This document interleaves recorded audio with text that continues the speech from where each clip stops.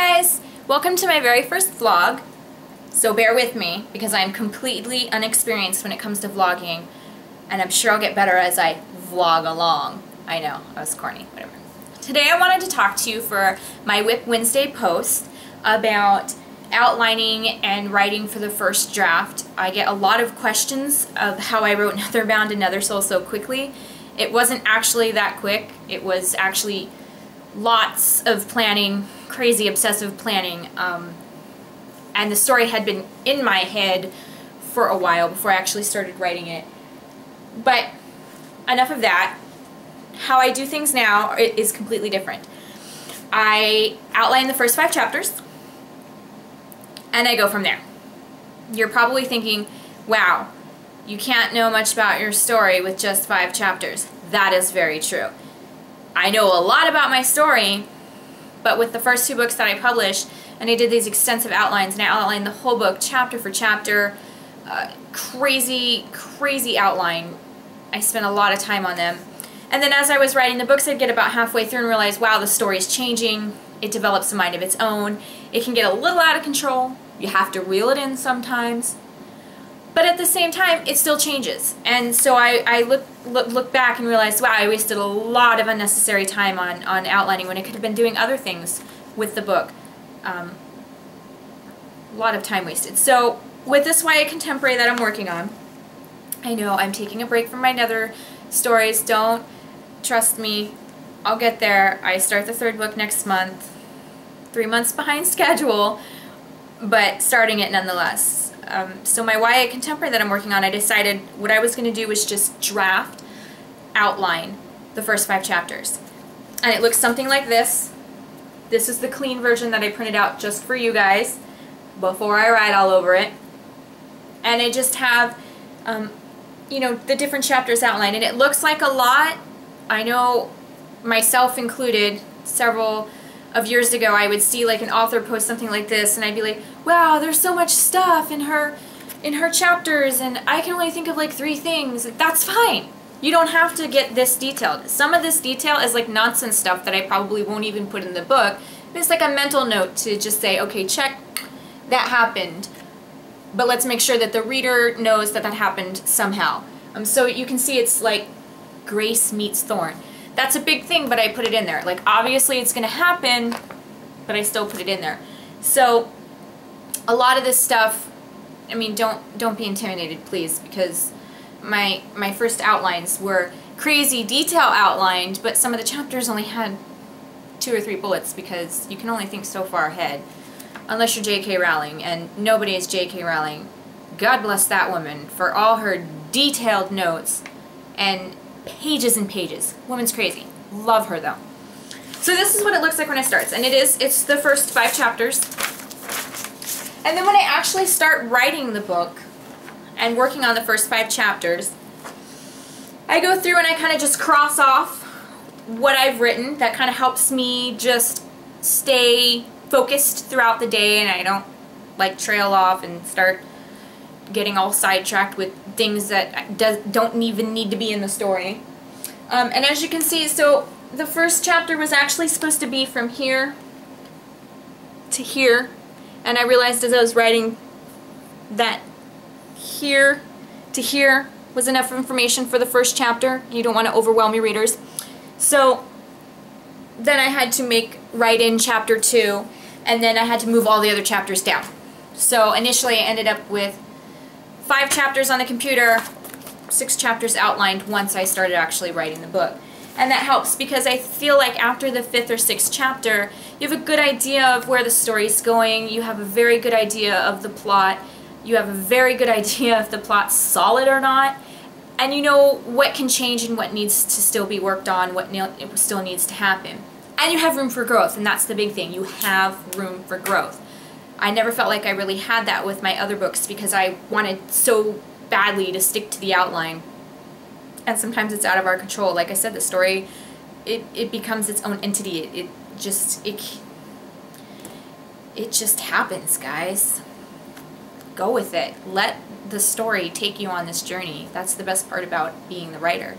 We get to experience writing the book, and our readers get to experience reading it. It's completely different for each one of us.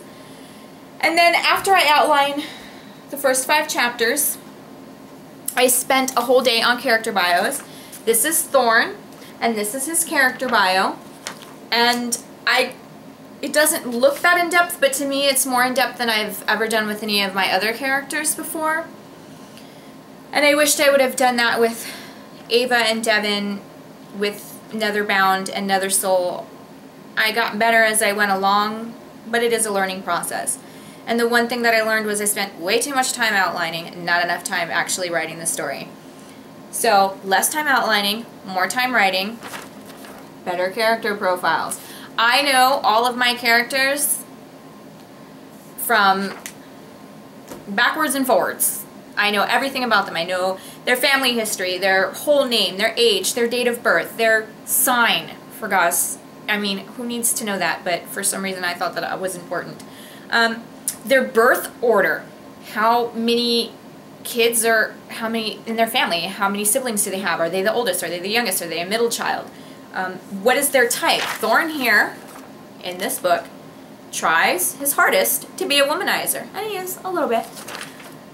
His romantic background, who are his friends, who are his enemies, his greatest fear, and a little tidbit, Thorn's greatest fear is actually disappointing his father. That's a pretty big fear for him, and that's very important to know very early on with your character. What are his core needs? How does he deal with things? His coping mechanisms? He's a quiet problem solver. I always have, all my characters always have a secret talent, whether they know it or not. I know it. And all my characters also have a secret demon. Everybody has a secret demon. I have secret demons. You have secret demons. All good books, all good characters, they all have secret demons. It's what makes the book. They're secret demons. They're flaws. And under secret demons, yeah, you know, that falls under critical flaw. And what is his or her personal kryptonite? For Thorn, it's actually a certain girl, my main character, actually. And the backstory and a little bit of information about them. And again, it doesn't look like a lot, but it is a lot. It's like simplified a lot. That's what I call it. My simplified a lot. And it helps. And then once I got done doing that, I spent a couple of hours maybe working on a story summary. Not a synopsis. That is just terrifying and scary, and I'll work on a vlog for those later. But just a summary. A couple of sentences, a paragraph, literally like just a paragraph of, you know, who my main character is, what is the story, how does it begin, what happens in the middle, and how does it end, bada bing, bada boom, done. So in about 3 days, I'm ready to go, and then I usually spend like a Thursday and Friday working on the first couple of chapters. I don't write on the weekends. I know I should. It's really bad, but I just spend that time with my husband, and I'm a huge nerd, and I play video games. That's a whole nother story. So that's what I do. I outline the first 5 chapters. I do all of my character bios in depth, more than I have before, and I do a story summary. Yeah, and that's it. And you know, with the things that I learned from Nano, now I can really push out a book in 30 days. This one's a little more challenging because instead of 55,000 words, it's like 70 to 80,000 YA contemporary. That's a little daunting for me, but I can do it. It might be longer than 30 days, maybe 45, maybe 60. You can't rush a story. You can try, but it doesn't always turn out that great, trust me, I know. So if you guys have any questions about my outlining process, or my character bios, or my story summaries, go ahead and just drop me a line or two in the comments, or send me an email. I've actually gotten a couple of requests from my writing group for copies of my character bios. People apparently find them very helpful, so I can also send you out a blank copy of that if you would like. And I really appreciate you guys tuning in to my first vlog. I'm sorry if I talked too fast. I'm still a little nervous in front of the camera. I have to get used to it. I promise they'll get better, and my husband's going to install some editing software this week for me. So that'll be even better. You won't have to see all my weirdness, unless you like the weirdness. Builds character. So I really appreciate it. This is my vlog post for WIP Wednesday. I hope you enjoyed it. And yeah, guys, let me know what you think in the comments, or drop me an email if you have any questions. Alright, bye!